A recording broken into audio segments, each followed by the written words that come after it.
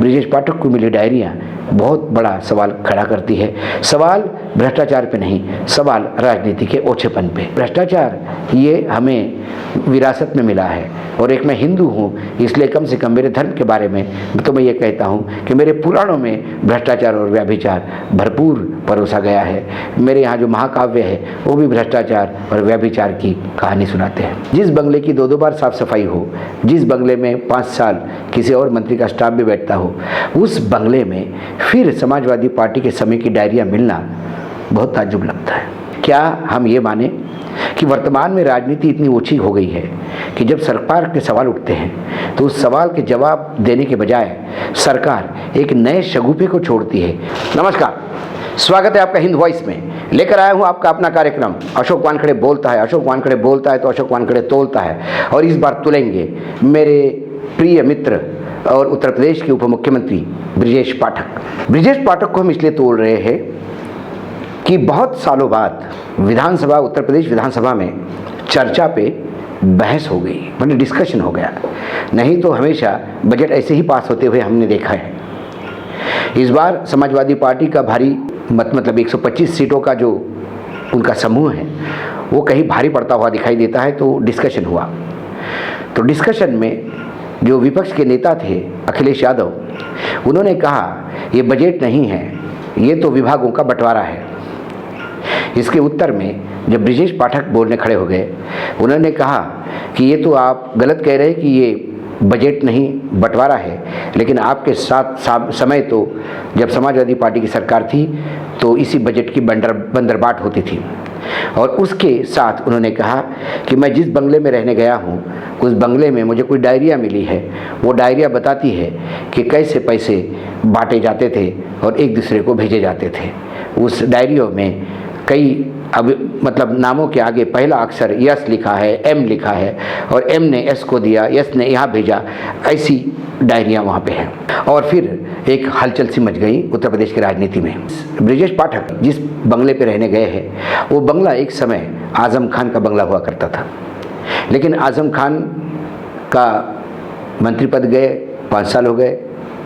उस 5 साल में योगी जी की सरकार आई जिसमें ब्रिजेश जी भी मंत्री थे, और वो बंगला किसी और मंत्री को अलॉट हुआ था। क्योंकि वो आजम खान का बंगला था इसलिए वो मंत्री वहाँ रहने नहीं गए। वो रहने ज़रूर नहीं गए, लेकिन वहाँ उनका टेलीफोन भी था, ऑफिस भी था। अब नए अलॉटमेंट में अब उप मुख्यमंत्री को वो बड़ा बंगला अलॉट हुआ और ब्रिजेश जी रहने गए, तो ब्रिजेश जी को वहाँ कोई डायरिया मिली, ऐसे ब्रिजेश जी कहते हैं। अब देखिए कि जब आजम खान में बंगला छोड़ा होगा तो बंगले की साफ़ सफाई होगी, पुताई हो गई होगी, हो सकता है गंगा जल से भी धुला होगा, क्योंकि मुख्यमंत्री ने भी गंगा जल से धुलवाया था। तो मुख्यमंत्री को फॉलो करने वाले कई लोग हैं, कई मंत्री होते हैं। उसके बाद वहाँ अधिकारी भी बैठने लगे, मतलब OPA वगैरह बैठने लगे मंत्री जी के, जिनको अलॉट हुआ। वहाँ टेलीफोन भी उनके नाम पे लगा हुआ था, लेकिन वो स्वयं रहने नहीं गए, लेकिन वो 5 साल उनके साथ पोजीशन में था। और उस 5 साल के बाद फिर जब उप मुख्यमंत्री ब्रिजेश पाठक को जब वो बंगला अलॉट हुआ तो फिर उसकी रंगाई पुताई हो गई, फिर साफ़ सफाई हो गई। जिस बंगले की 2 बार साफ़ सफाई हो, जिस बंगले में 5 साल किसी और मंत्री का स्टाफ भी बैठता हो, उस बंगले में फिर समाजवादी पार्टी के समय की डायरिया मिलना बहुत ताज्जुब लगता है। और कहीं मिल भी गई, चलो हम माने, क्योंकि ब्रिजेश पाठक के साथ एक बात है कि वो ओछी बात नहीं करते। आज तक राजनीति में उन्होंने जो सही है वही बोला है, उन्होंने ये ओछी बात करने की कभी बात नहीं कही। लेकिन पहली बार ये बात कही तो उनका पुराना रिकॉर्ड देखते हुए हम यदि ये माने कि चलो ठीक है, उनको डायरिया भी मिलती है, तो एक अच्छे शहरी होने के नाते सबसे पहले ये डायरिया मिलते ही ये इन्वेस्टिगेशन के हवाले किए जा सकती है कि आप देखिए, मुझे ये डर है कि इसमें कोई भ्रष्टाचार के मामले उजागर नहीं हो जाए, ये कोई भ्रष्टाचार का लेखा जोखा तो नहीं है। उसके बाद एजेंसीज उस हैंडराइटिंग को तय करती है, वो किसने लिखा, उसका समय तय होता है, डायरिया कब की होगी, और उसके बाद इन्वेस्टिगेशन चालू होके यदि वाकई आजम खान के समय की डायरिया होगी तो फिर आजम खान को घेरा भी जाएगा। ये कई चीज़ें होती हैं कि यूँ ही डायरिया मिलने से डायरिया मिलती नहीं, या फिर डायरिया रखी गई और बोली गई कि मिली गई है, ऐसे सवाल भी उठते हैं। और ब्रिजेश जी ने ये रेफरेंस भी दिया तो विधानसभा में डिस्कशन के दौरान दिया इसके पहले क्या उन्होंने मुख्यमंत्री को ये बात बताई थी? वो कह रहे कि मैं डायरी डिकोड करने का प्रयास कर रहा हूँ। ब्रिजेश जी का काम डायरी डिकोड करने का नहीं है, और कल वो डिकोड भी कर ले और कोर्ट में भी चला जाए तो कोर्ट में जो ब्रिजेश जी जो डिकोड करेंगे उस डिकोड को मान्यता भी नहीं होगी। उसके लिए एजेंसीज है, एक्सपर्ट्स होते हैं, और इन्वेस्टिगेशन एजेंसीज के पास ये लोग हैं, इन लोगों को भी सर्टिफाइड कोर्सेज होते हैं, ये किए हुए हैं। ये तमाम बातें हास्यास्पद लगती है। क्या हम ये माने कि वर्तमान में राजनीति इतनी ओछी हो गई है कि जब सरकार के सवाल उठते हैं तो उस सवाल के जवाब देने के बजाय सरकार एक नए शगुफे को छोड़ती है, जहां सारे जनमानस का मन वहां डाइवर्ट हो जाए, और मीडिया, खासकर गोदी मीडिया ही नहीं, बाकी मीडिया भी जो सरकार को सवाल पूछता है वो भी कहीं ना कहीं इस ट्रैप में आते हुए दिखाई देता है। क्योंकि इस पर जब डिस्कशन होते हैं तो समझ में नहीं आता डिस्कशन इस पर होने चाहिए या बजट आवंटन पे होना चाहिए।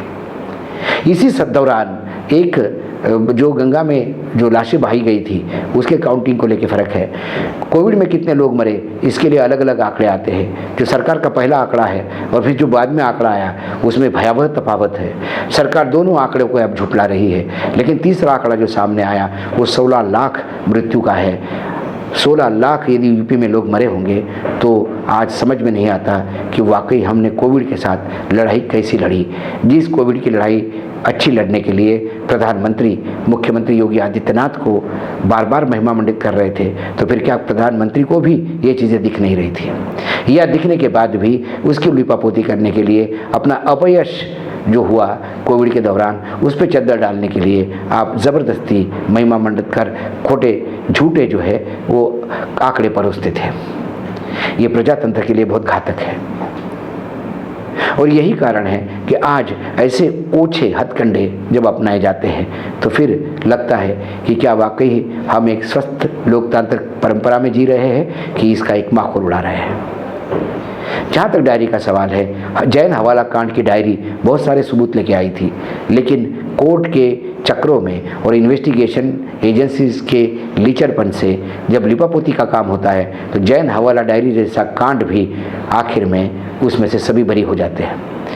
और फिर उसके बाद सुखराम की भी एक डायरी मिली थी जिसमें 4L 5L लिखे हुए थे, तो उसमें 4-5 लाख की जगह उसको ये बताया गया कि ये 4-5 लीटर दूध का हिसाब है।